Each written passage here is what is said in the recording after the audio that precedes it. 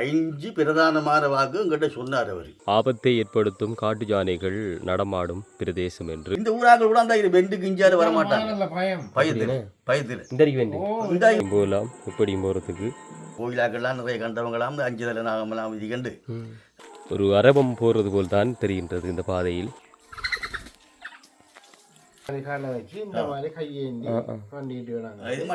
குகை போலவெல்லாம் தெரிகின்றது.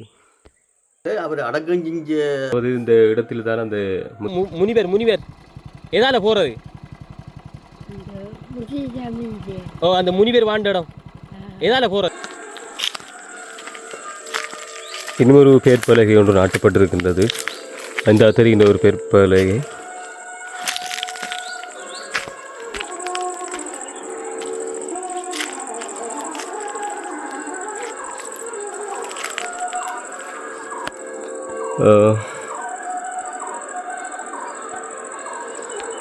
ஆபத்தை ஏற்படுத்தும் காட்டு மிருகங்கள் மலைப்பாம்புகள் உள்ள பிரதேசம் என்று பீப்பிள்ஸ் பேங்க் மக்கள் வங்கியினால் பேர்பலகை ஒன்று நாட்டப்பட்டிருக்கின்றது.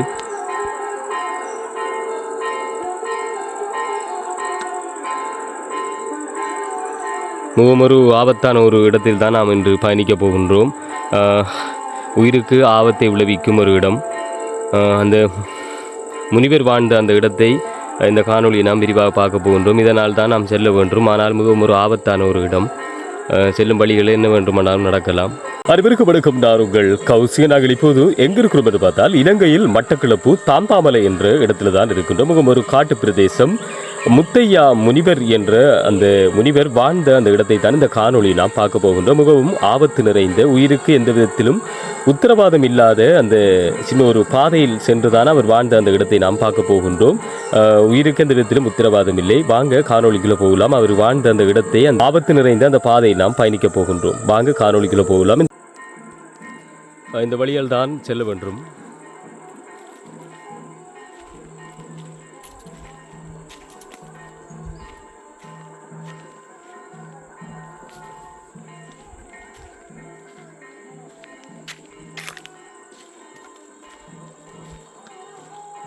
மிகவும் ஆபத்து நிரம்பிய ஒரு இடம்.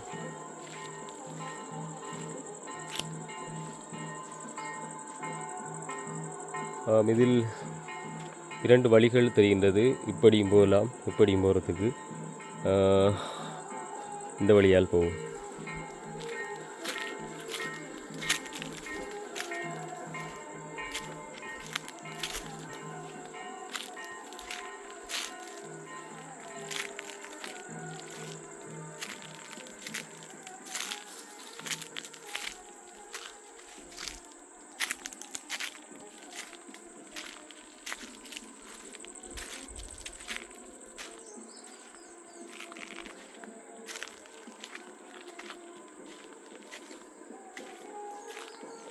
ஒரு அரபம் போகிறது போல் தான் தெரிகின்றது இந்த பாதையில்.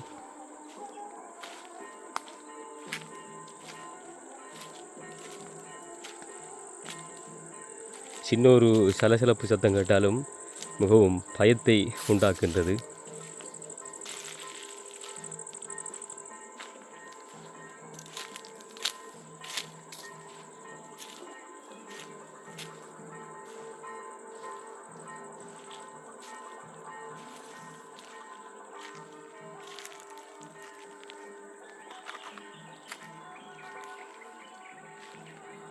இதிலும் மலைகள் காணப்படுகின்றது.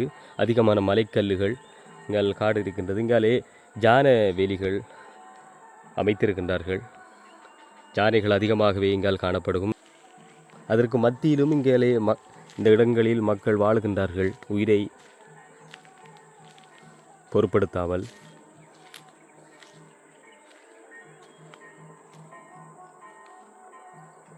இந்த 2 பொந்து போல் தெரிகின்றது. ஆனால் அது என்னவென்று தெரியவில்லை.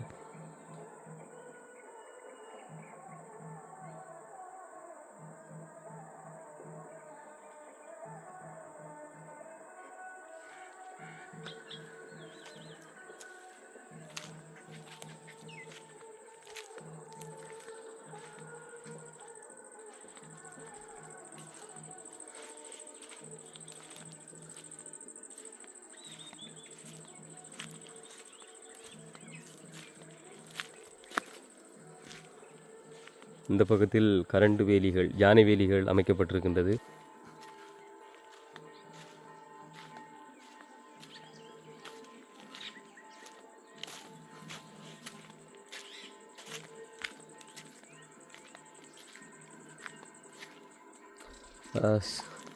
சூரப்பழம் நிற்கின்றது.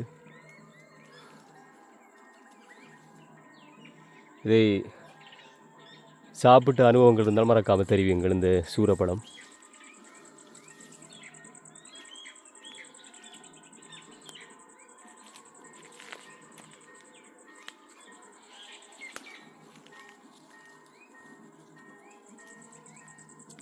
அது விழுந்து விட்டது.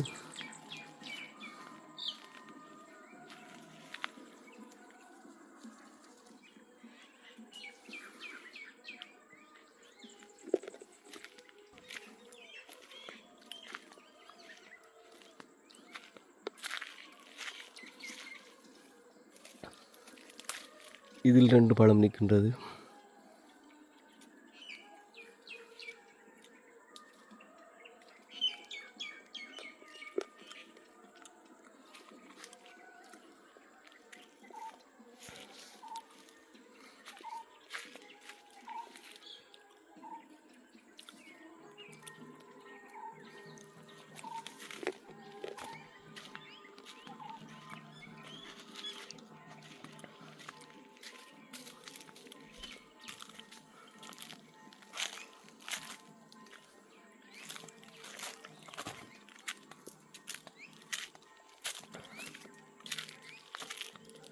புறாக மலைக்கல்லுகள் தான் தெரிகின்றது.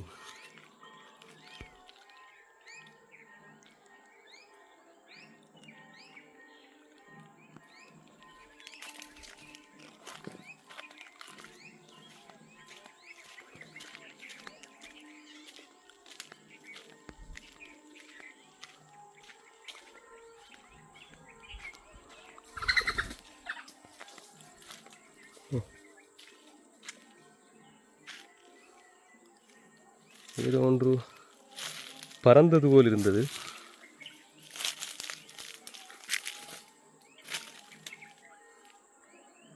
ஆனால் ஒன்றையும் காணவில்லை.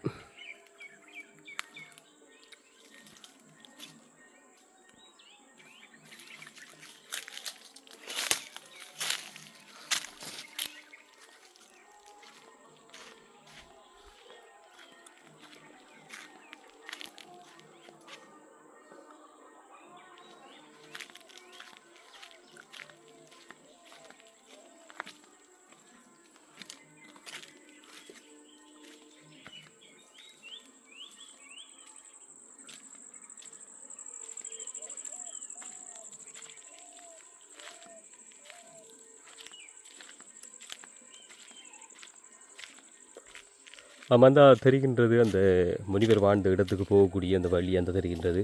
இந்த மண் செங்கல் தெரிகின்றது. அந்த எப்படியோ ஒரு வழியாக அந்த இடத்துக்கு வந்து நாம் சேர்ந்து விட்டோம்.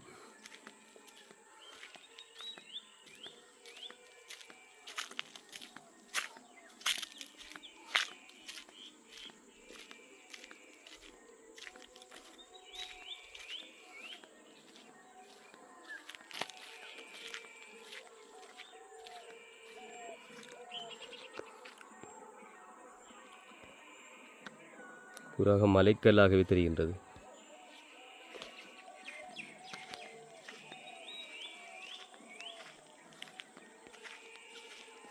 எப்படியோ ஒரு வழியாக அந்த முனிவர் வாழ்ந்த அந்த இடத்துக்கு நாம் வந்து விட்டோம். சிரமத்துக்கு மத்தியில் கடவுள் என்று ஒன்றும் நடக்கவில்லை. சரி, வாங்க உள்ளுக்குள்ளே பார்க்கலாம் என்ன மாதிரி என்றது.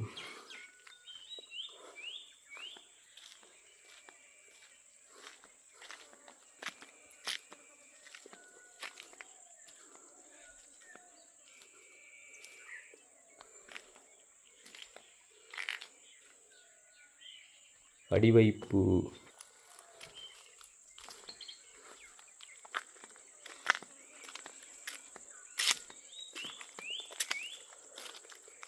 செருப்பை கழட்டி விட்டு தான் செல்ல வேண்டும்.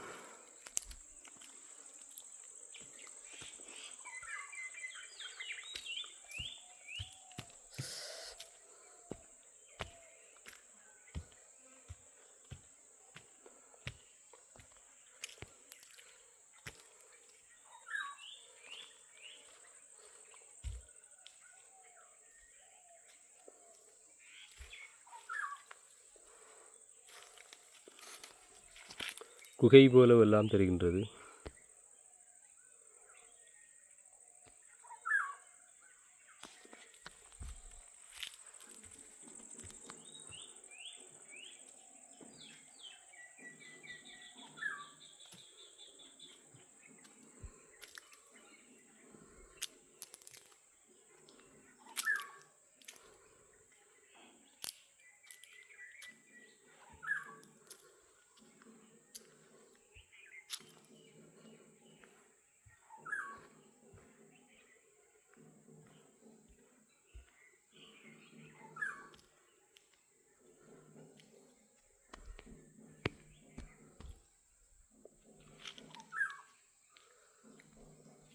பூராவும் மலைக்கல்கள் தெரிகின்றது.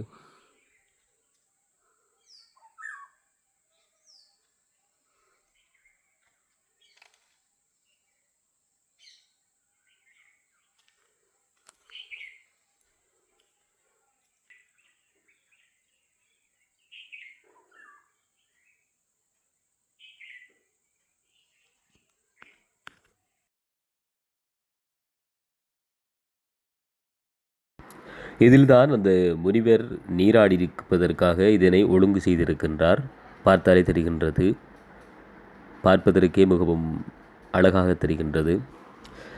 தன்னம் தனியாக இந்த இடத்தில் அவர் வாழ்ந்திருக்கின்றார் என்பதும் நினைக்கும் போதே மிகவும் ஆச்சரியமாக இருக்கின்றது. இந்த காட்டுப்பகுதியில் பல மலைப்பாம்புகள், யானைகள், புலிகள் ஒரு ஒரு கூட்டமாக கூட வாழ முடியாத ஒரு இடத்தில் தன்னந்தனியாக இந்த காட்டில் அவர் வாழ்ந்திருக்கின்றார். அந்த முத்தையா முனிவர் என்ற அவர் நினைக்கும் போதே மிகவும் ஆச்சரியமாக இருக்கின்றது. இப்போது நாங்களே எங்களுக்கே பயத்தை அச்சம் கூட்டுகின்றது. ஆனால் அவர் அந்த காலகட்டத்தில் மிகவும் மோசமான நிலைமையில் இந்த இடம் காணப்பட்டிருக்கின்றது, வாழ்ந்திருக்கிறார் என்பது மிகவும் ஒரு ஆச்சரியமாகத்தான் இருக்கின்றது.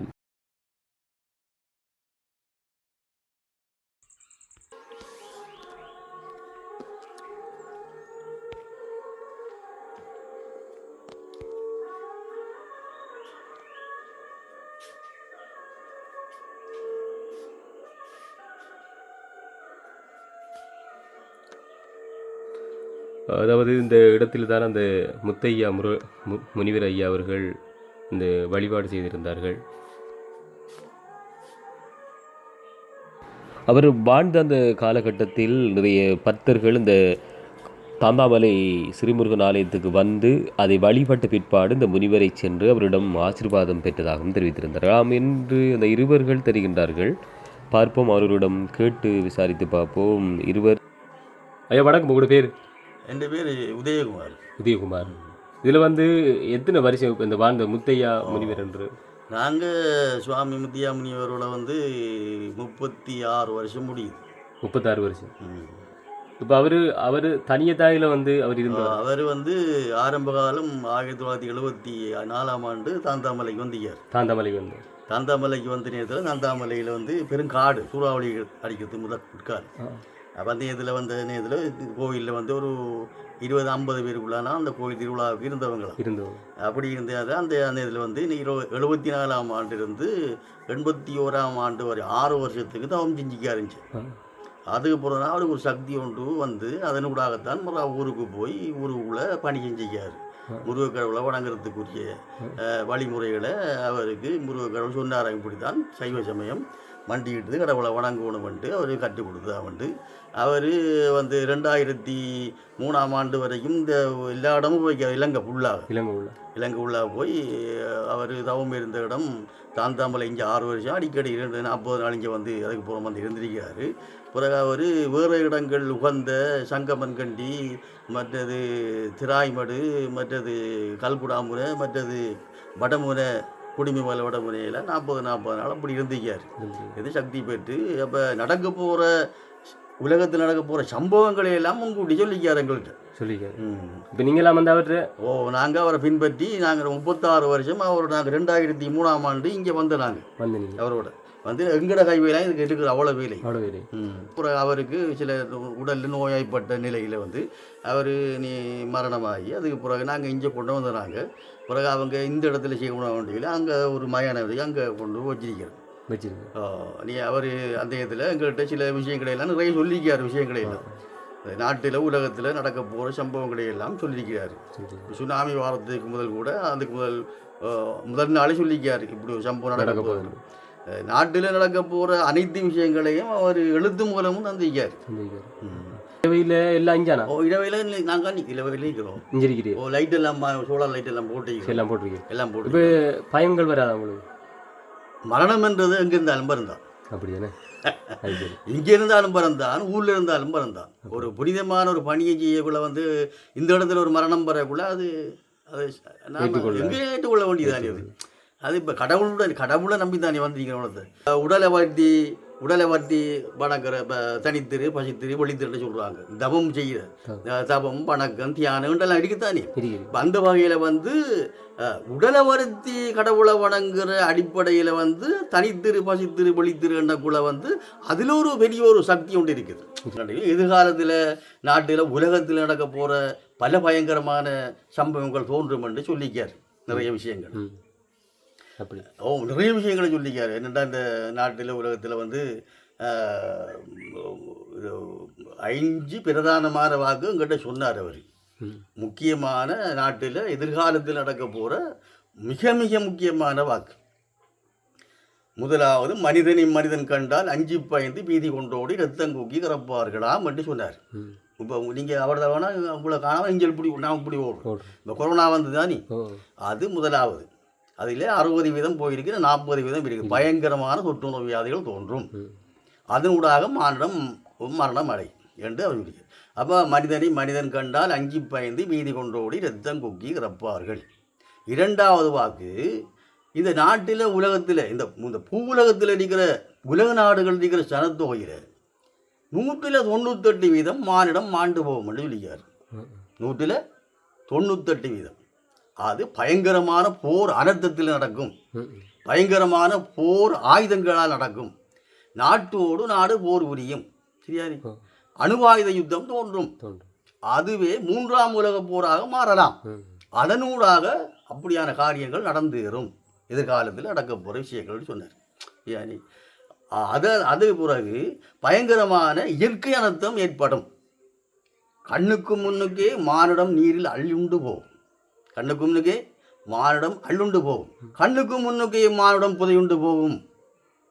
தாய் இருந்தால் பிள்ளை இல்லை, பிள்ளை இருந்தால் தாய் இல்லை, தாய் இருந்தால் பெருமில் இருந்தால் பிள்ளைகள் என்ற மாதிரியான நிலை தோன்றும்.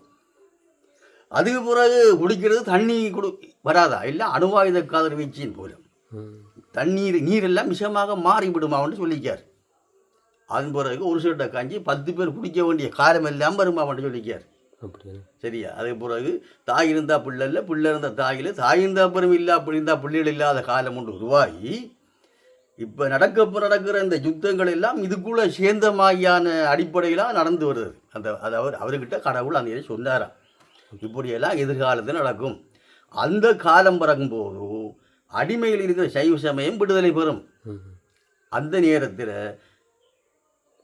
கொஞ்சம் பகுதி தப்பு மட்டும் சொல்லிக்கார். கொஞ்சம் பகுதி தான் தப்பும்.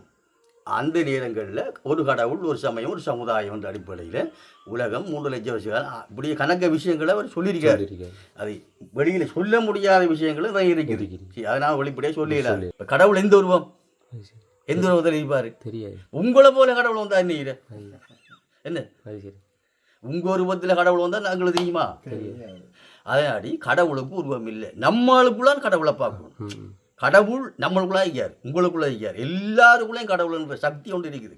அதை நாம தான் தேடி பார்க்கணும். இப்போ முனிவர் சொல்லுவாருன்னா, அவர் இவ்வளவு கண்டு தேவர்கள் யாவரும் பூவுலகில் அழைக்கும் போது வரை இருந்து மனித உடலுக்குள் பூந்தவுடன் பூமியாரும் தாங்காது பூவுலகத்தில் பிரளய கால மாற்றங்கள் ஏற்படும்.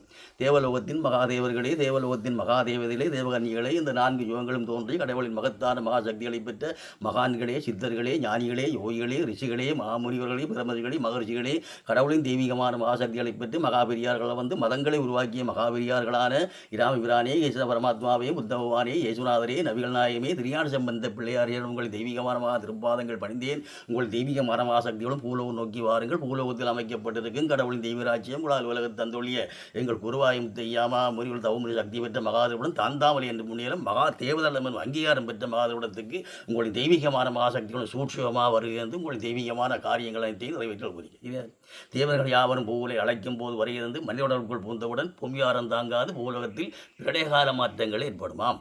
சரி, எதிர்காலத்தில் நடக்க போற விஷயங்கள் பச்சை நோட்டு பறந்து போகுமா, ஈயக்காசி இது போகுமா, தங்கம் ரோட்டில் கிடக்குமா, அந்த நேரம் பறக்குள்ள வந்து இது மலைப்பாம்புகளும் கிடக்கணும். மலைப்பாம்பு நிறைய இந்த ஏரியாவில் உறக்கத்தில் பெரிய பெரிய இதுகளெல்லாம் கிடக்கு.